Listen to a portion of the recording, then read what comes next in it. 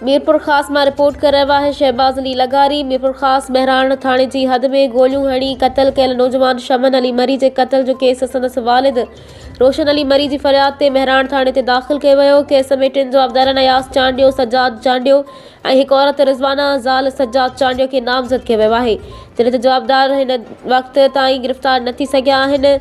Police मूजिब जवाबदारनि की गिरफ़्तारी लाइ कोशिशूं जारी आहिनि। पुलिस मूजिब वाक़ियो एक ॾींहुं अॻु राति देर सां मीरपुर ख़ास जे इलाइक़े नवाबशाह कोरी फाटक वटि पेश आयो, जिते हथियारबंदनि नौजवान शमन अली के घुराए वैन में विहारे गोलियूं हणी क़त्ल करण बाद लाश उछलाए फरार थी विया। वारसनि मूजिब जवाबदार सिंधी संदन पाड़ेसरी हुआ ऐं मक़तूल शमन अली सां संदन के मामले तां इख़्तिलाफ़ हलिया पए। कुछ ॾींहं अॻु जवाबदार मीरपुर ख़ास मां लाड़काणे लॾे विया हुआ, पर वाक़े वारे ॾींहुं वैन में अची मक़तूल सां राब्तो कयो ऐं कंबल खणी अचण जो चयो। शमन अली जॾहिं उन हंध ते पहुतो त खेसि गोलियूं हणी क़त्ल कयो वियो। मक़तूल जे वालिद रोशन अली मरी ऐं ॾाॾी पिरो मरी समेत वारसनि नामज़द जवाबदारनि खे जल्द गिरफ़्तार करे खेनि इंसाफ़ फ़राहम करण जो मुतालबो कयो आहे।